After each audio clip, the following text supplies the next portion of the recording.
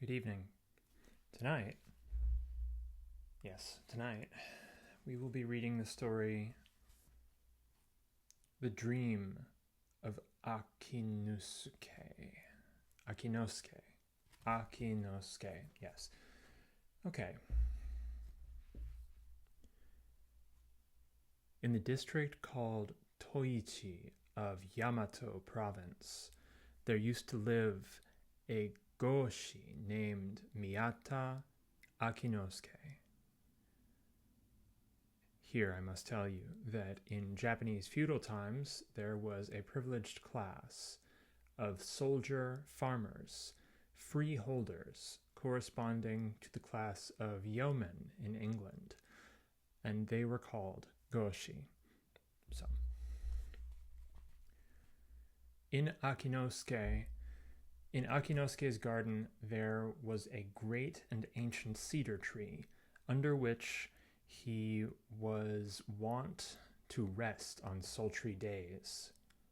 One very warm afternoon, he was sitting under this tree with two of his friends, fellow goshi, chatting and drinking wine, when he felt all of a sudden very drowsy, so drowsy that he begged his friends to excuse him for taking a nap in their presence.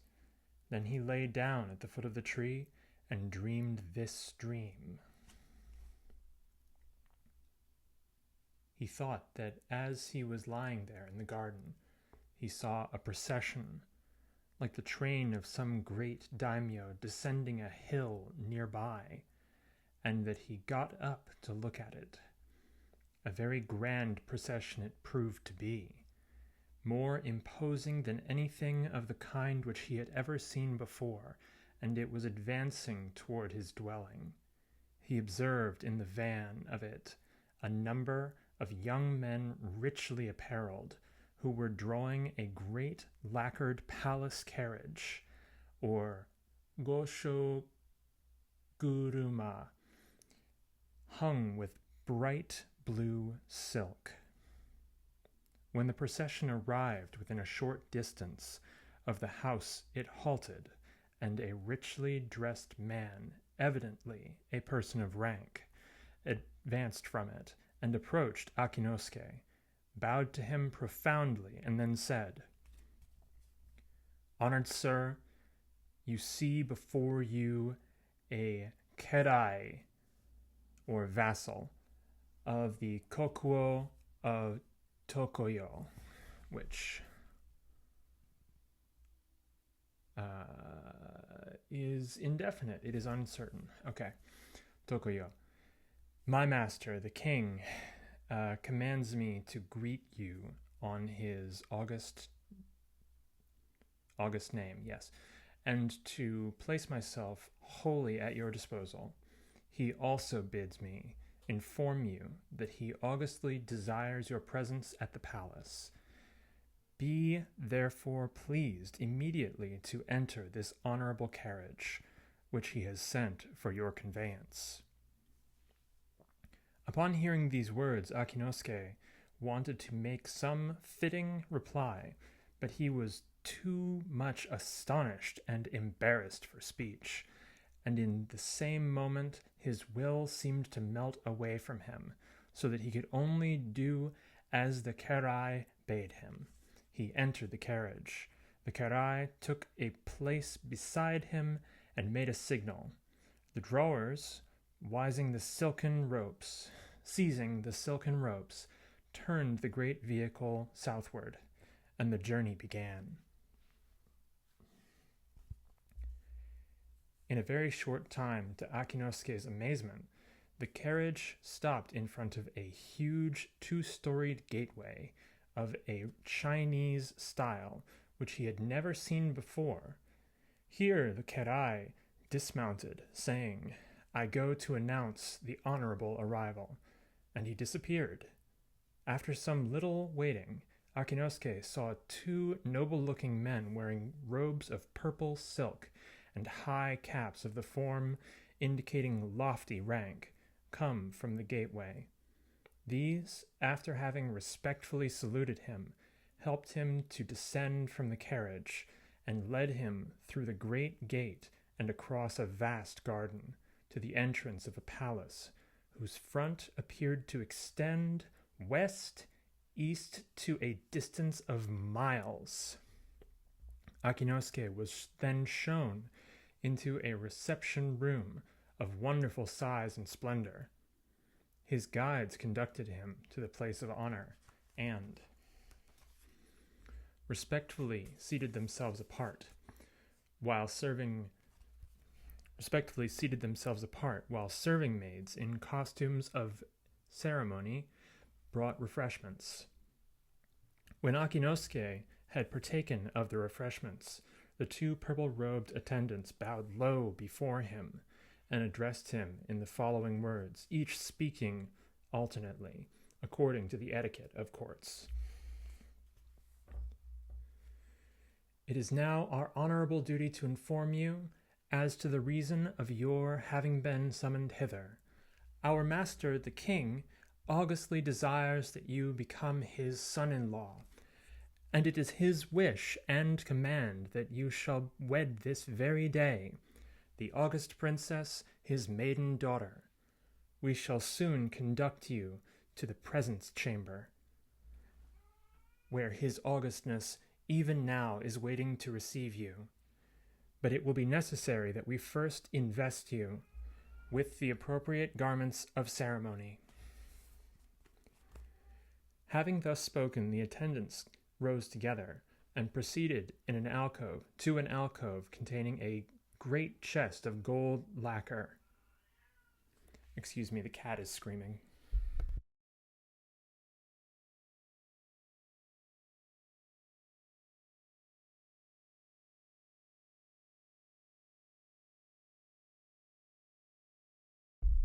There's a cat in here now.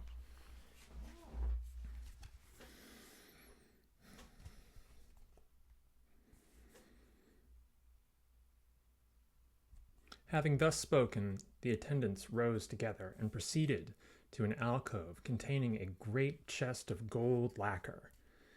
They opened the chest and took from it various rows and girdles of rich material, and a kamari, or regal headdress. With these they attired Akinosuke as befitted a princely bridegroom, and he was then conducted to the presence room, where he saw the kokuo of Tokoyo seated upon the daiza, or I think dais, wearing a high black cap of state and robes of yellow silk. Before the daiza, to the left and right, a multitude of dignitaries sat in rank, motionless and splendid as images in a temple, and Akinosuke, advancing into their midst, saluted the king with the triple prostration of usage, which means to bow 3 times. The king greeted him with gracious words, and then said, "You have already been informed as to the reason of your having been summoned to our presence.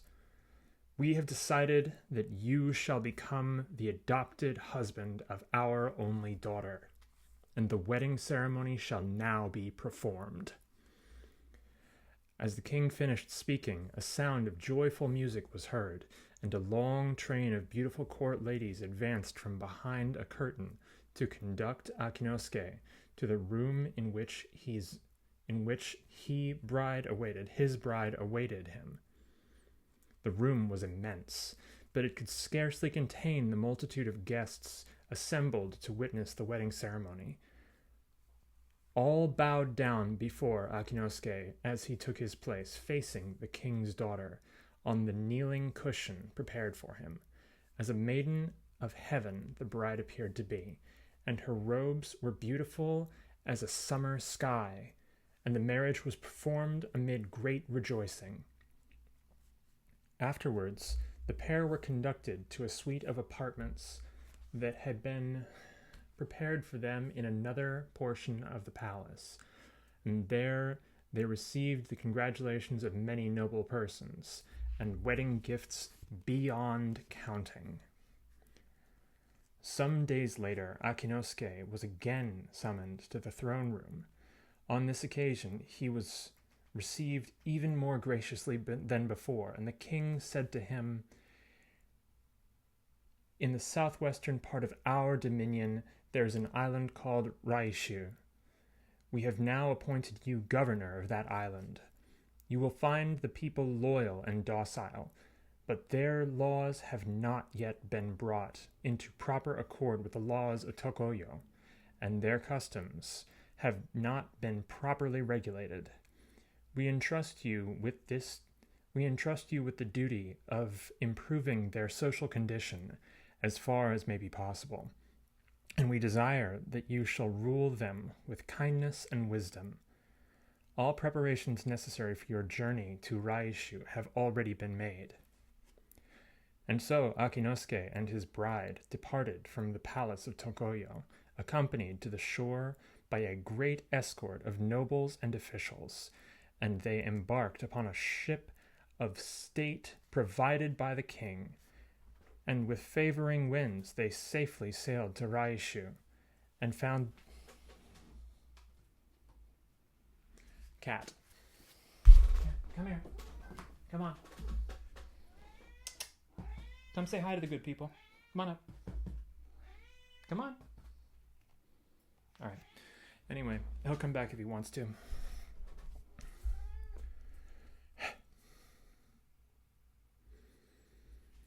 And with favoring winds they safely sailed to Raishu, and found the good people of that island assembled upon the beach to welcome them. Why are you causing trouble, Zim? He's causing trouble.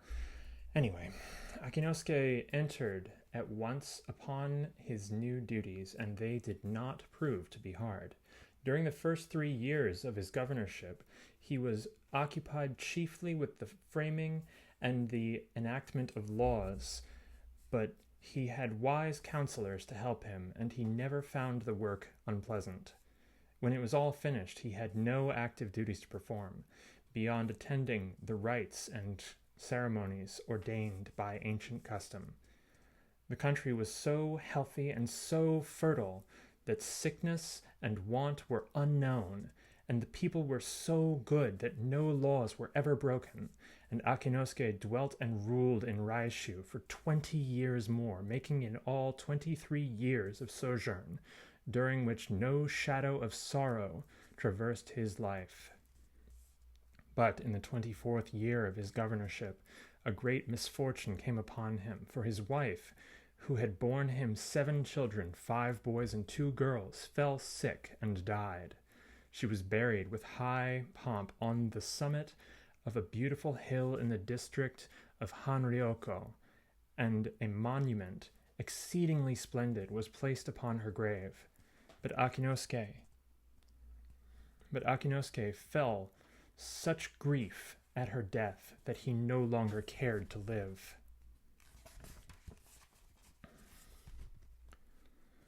Now, when the legal period of mourning was over, there came to Raishu from the Tokoyo palace a shisha, or royal messenger. The shisha delivered to Akinosuke a message of condolence, and then said to him, "These are the words which our august master, the king of Tokoyo, commands that I repeat to you." God, you are causing problems. You're gonna chill? Okay, chill.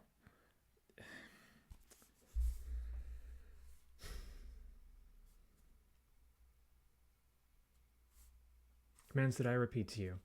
We will now send you back to your own people and country. As for the 7 children, they are the grandsons and granddaughters of the king and shall be fitly cared for. Do not, therefore, allow your mind to be troubled with concerning them. Allow your mind to be troubled concerning them. Okay. On receiving this mandate, Akinosuke submissively prepared for his departure. When all his affairs had been settled, and the ceremony of bidding farewell to his counselors and trusted officials had been concluded, he was escorted with much honor to the port. There he embarked upon the ship sent for him, and the ship sailed out into the blue sea under the blue sky, and the shape of the island of Raishu itself turned blue, and then turned gray, and then vanished forever. And Akinosuke suddenly awoke under the cedar tree in his own garden. For a moment he was stupefied and dazed, but he perceived his two friends still seated near him, drinking and chatting merrily. He stared at them in a bewildered way and cried aloud, "How strange!" "Akinosuke must have been dreaming," one of them exclaimed with a laugh. "What did you see, Akinosuke, that was strange?" Then Akinosuke told his dream, the dream of 23 years' sojourn to the realm of Tokoyo, to the island of Raishu, and they were astonished, because he really had slept for no more than a few minutes. One Goshi said, "What are you doing? What are you eating? Come on." He's not getting allowed in here again next time. He is such a problem. Anyway, I'm sorry. I suppose I'll edit him out of the final concatenated version. Where were we?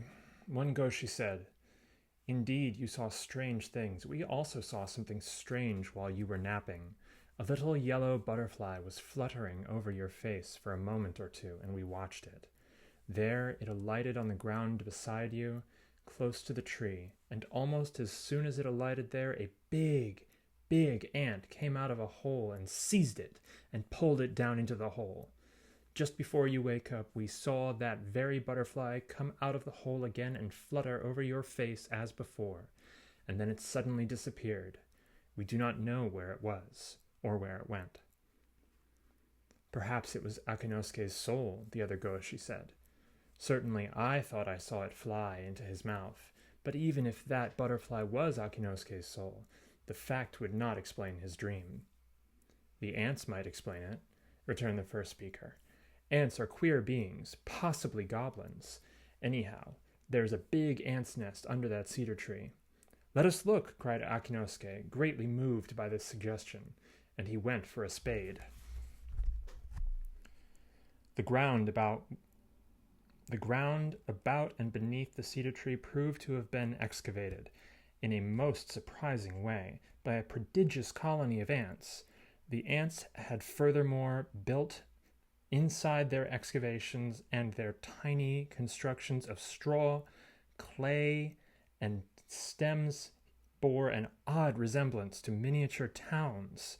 In the middle of a structure considerably larger than the rest, there was a marvelous swarming of small ants around the body of one very big ant, which had yellowish wings and a long black head. "Why, there is the king of my dream," cried Akinosuke, "and there is the palace of Tokoyo. How extraordinary! Raishu ought to lie somewhere southwest of it, to the left of that big root. Yes, here it is! How very strange! Now I am sure that I can find the mountain of Hanryoko and the grave of the princess." In the wreck of the nest, he searched and searched, and at last discovered a tiny mound, on the top of which was a fixed, water-worn pebble, in the shape resembling a Buddhist monument. Underneath it he found, embedded in clay, the dead body of a female ant.